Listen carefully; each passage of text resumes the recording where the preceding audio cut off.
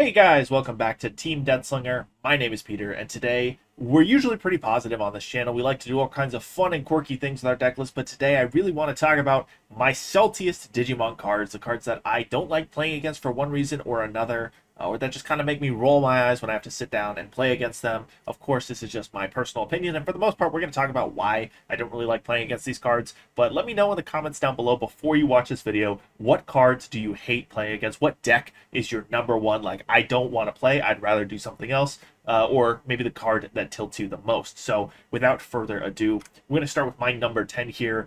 It's Mastimon Ace. So if you don't know what this card does, this is a Blast Digivolve from hand on an Anjewomon and a Lady Devimon. On play when Digivolving, you play a level 5 or lower Digimon card with the Angel, Archangel, Fallen Angel trait from hand or trash without paying the cost. Then if DNA Digivolving, place one other Digimon at the bottom of its owner's security stack and trash cards from the top of your opponent's security stack until it has 4 left. Pretty good effect.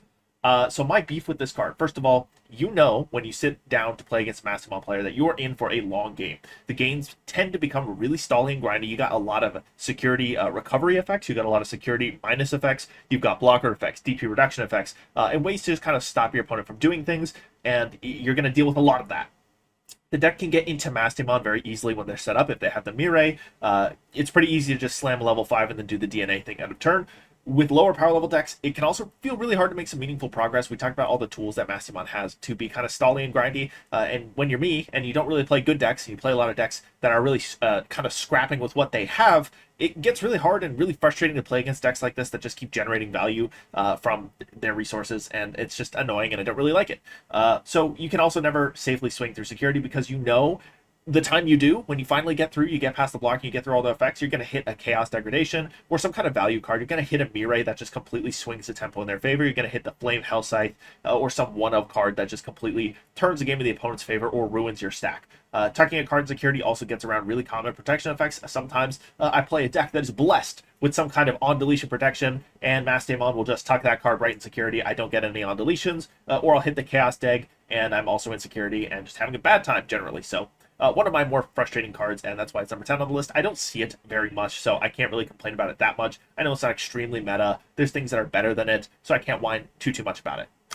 Number 9, Magna X. If you've been any viewer of this channel for any amount of time, you know I don't like this card. I think it is the original sin from Bandai. This was the first card I saw printed, and I was like, man, I don't agree with this. If you don't know, we've got blocker, armor purge when digivolving. If Magnamon or an armor form trait card is in this Digimon's sources, until the end of your opponent's turn, this Digimon gets plus 3k DP and isn't affected by your opponent's effects. Then you unsuspend it. All turns, once per turn, when a card's removed from a security stack, you may activate one of this Digimon's when Digivolving effects. That's a recurable part of the effect. So if a card's removed from a security, you just get invulnerability from the when Digivolving effect. The armor purge also makes this even more annoying to deal with. If you do manage to get rid of this body, you find the little chink in the armor, they're not invulnerable for a turn, and you actually delete this card. Well, they're going to armor purge back down into Magnamon, and then that Magnamon has armor purge, so to actually get rid of the Vmon that is the original problem, you got to delete this body like 3 times, and that's just really annoying. The DP bonus also makes this hard to ignore as a blocker. It's going to stand in your way at least 15k, and the deck does have access to DP boosts, so if you're not running a heavily boosted level 6, you're going to struggle to get past this, and it's going to sit on the board, chip away your security, and be a nuisance. The card just feels like an arbitrary gatekeeper, especially now that we see more meta diversity, and this isn't the best deck anymore. It's not like you have to play this deck to be playing the best deck in the format. It just feels really annoying and like something that kind of noob stomps decks that don't have enough tools to actually get past it, and that's kind of annoying. You're going to hear me say that a lot because a lot of these cards are kind of annoying. In my opinion, it's the point of the list. The only reason this card isn't higher on the list is because I've seen some people do goofy stuff with it. I see this card and it's not always the most serious, like I'm sweating the card game right now type of card. There's a lot of silly and interesting things you can do with it. So it gets a little bit of a temporary pass. Enough time has passed. I'm not that salty about it anymore. And there are some cool things you can do with the card. Number 8. The hybrid twins here, we have the Agunimon and Lobomon promos that say when attacking, you can evo into their corresponding level 6 ancient Digimon in the hand for a cost of 2. You ignore the Digivolution requirements, and if you do, you delete it at end of turn. This is very aggro go burr. You know you're in for a bad time when you see these cards. I'm really glad they're limited to 1. Dealing with this card in Raising and an analog youth setup just felt like some really unbeatable tempo, okay? They would promote this body, they do the evo on the swing into Ancient Greymon. We'll use this as an example. They get 2 checks, they delete a body, then they return a hybrid and a tamer to hand, they play a tamer, they hatch an egg off the analog youth and gain a memory back, then they're going to put a level 3 in the back, and they're going to set up and potentially do it all over again. It is just really gross, really obnoxious, and you're just, you're sitting down and it's just not going to be fun. You're going to have a bad time. You can't interact with it. What do you do about it? You're just going to sit there and feel bad about yourself. Lobomon's guilty of the same crimes, but his 2 checks are slightly more conditional due to requiring the enemy to have a Digimon on board for the ancient Garurumon bounce effect. You got to bounce something to the opponent's hand to trigger the security trashing effect. So sometimes they'll actually do the combo and only get 1 damage off of you, but still, I think the tempo these cards give is ridiculous. I'm glad they're limited to 1, but God, I still hate seeing them across the table from me. Number 7, Pilmon from BT16. We've got Partition with a blue and green level 4. When digivolving, suspend all of your opponent's Digimon with as many or fewer Digivolution cards as this Digimon. Then if your DNA digivolving, none of their Digimon can unsuspend until the end of the turn. When attacking, suspend one of your opponent's unsuspended Digimon. If this effect didn't suspend, unsuspend this Digimon, and then you have the Partition inheritable. This is the king of my trauma era. BT16 was not a great time for me. We had the Magna X, we had the Pilmon, we had Ugomon running around. This deck has so many tools to do way too many nasty things, in my opinion. With all the tools to set up 2 level 4s on the board, Pilmon is just a consistent pain in the ass. I don't like playing against it. It's just so frustrating to see this hit the board over and over. Suspend your things, swing over your bodies, do the Imperial Dramon thing. I've seen the combo so many times, play it out in my head. I just hate it. It freezes down your board, it threatens to swing over bodies and unsuspend. Doesn't have to be afraid of security bombs because of the partition effect. And the partition can also just give you more gas if this dies to effects, and sometimes it puts your opponent in a lose-lose position. It's, do I get rid of the body that has the partition inheritable, which sets them up to do the partition thing again on their turn, get more damage and get more effects from digivolving, or do I leave their body on the board and just let them continue to terrorize my board? This would be higher on the list if I still had to deal with it. I really don't see that many blue-green Imperials kicking around nowadays, but I do still have lasting trauma from this card, and if you sit down across from me with it, I will not be happy. Number 6, Shine Greymon Ruin Mode. We all know and either love or hate this card. When digivolving and on deletion until the end of your opponent's next turn, all of your opponent's Digimon get minus 5 KDP. And then at the end of attack, you delete this Digimon and one of your opponent's Digimon, and you recover 1.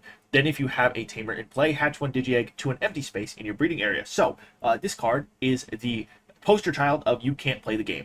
This card will either be the most mediocre minus 5k DP effect you have ever played, or completely lock the opponent out of 2 turns of play. It is always one or the other. There is no in between. It's always dead in my hand, and it always wins the opponent the game. So if I have this, it will be a mediocre minus 5k that I'm just very, very, very much hoping is going to stop the opponent from promoting next turn. And when the opponent has it, it's going to be because they blew up my entire board and they're locking me out of playing the game for at least 2 turns. So on top of potentially locking you out, the enemy gets to recover 1 and hatch an egg. That is some insane tempo. If they actually manage to blow up the body, get the minus 5k, hatch the egg, and then put the level 3 in the back in the same turn, that's just crazy. That's really obnoxious, difficult to deal with. Sets your opponent up to just run away with the game. And it is becoming slightly more bearable as we get more ways to remove the body without triggering the on-deletion effect. If they don't actually get the on-deletion and the end of attack triggers to go off, this is just kind of an okay card. Having minus 5k for 1 turn after paying 5 memory is alright. And if you can bounce it, get rid of that on-deletion without a triggering, it's much less threatening than it would be otherwise. There's also much more DP boosting in colors other than red, and it's kind of easier to just promote out a body larger than 5k and just play the game. It used to be much more difficult. You'd probably be lucky if you were getting something over a 5k threshold to promote and actually play the game in the face of this card. I think it's much more common now, and we see a lot of boosting inheritals, especially in green and yellow now.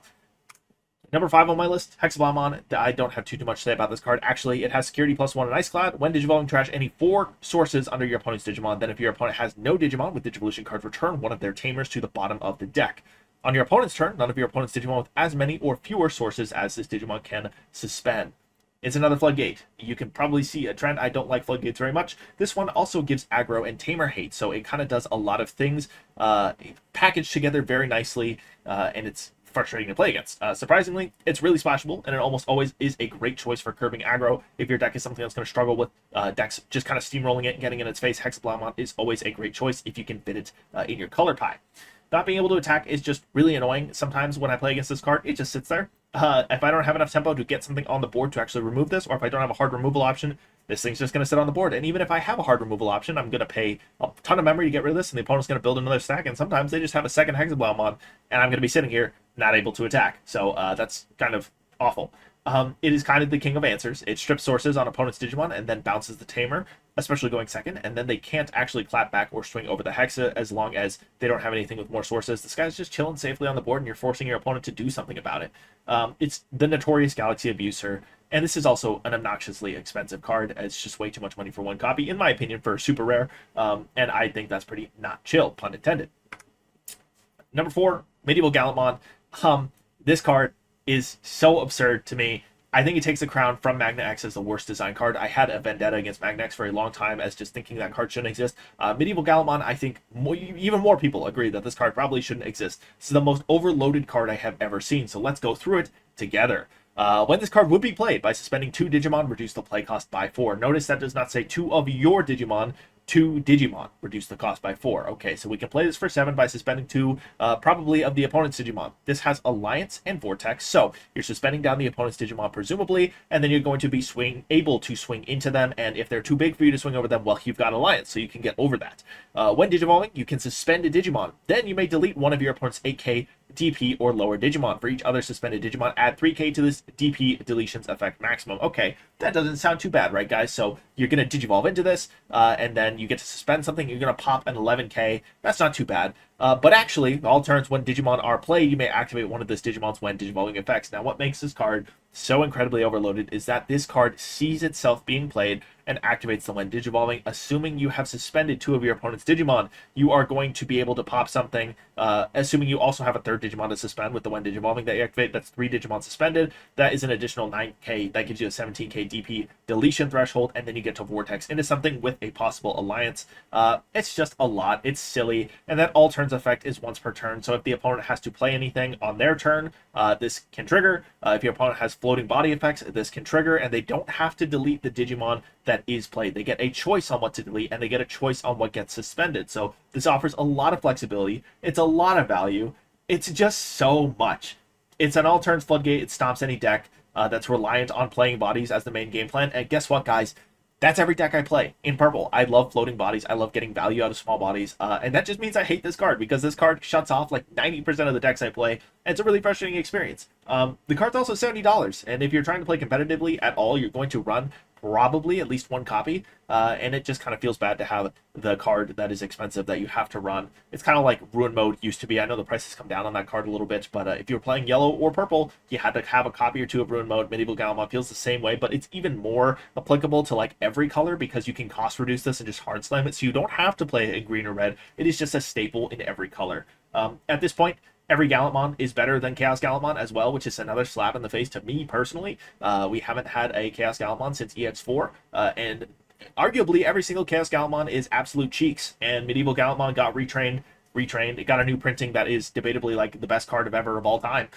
So yeah, that kind of sucks. Number 3 on my list, Lilithon X Anybody. I hate this card so much. My brother plays this deck, and it is so dang frustrating to deal with. So this Evo's on Lilithon for 1. All turns, once per turn, when this Digimon would leave the battle area other than in battle. If Lilithon or X Anybody is in this Digimon's sources by deleting 1 other Digimon, it does not leave. All turns, when other Digimon are deleted, if it's your turn, you may play 1 level 4 or lower purple Digimon card from your trash without paying the cost. If it's your opponent's, trash their top security card. Okay, so where should we start? First of all, protection does not exist against this deck. It has that funny effect that says give your opponent the effect that this card is deleted at end of turn. That gets around all of your protection effects because most protection effects specify that when this card would leave by one of your opponent's effects, you do whatever. Because this archetype gives that effect to the opponent's Digimon, they still get deleted. So you can also put BT9 X Anybody underneath this card, and it's just never leaving. It's just chilling because if you use Protoform with this deck, you can use Source Stripping to get rid of the Protoform. It's actually pretty common, especially with how much I find myself splashing Hexblaw into things. It's just would be a common occurrence. My brother switched to the BT9 X Anybody. Well, now the source is not strippable, and now if I try to remove Lilithon X by any means, it's really, really difficult to do that.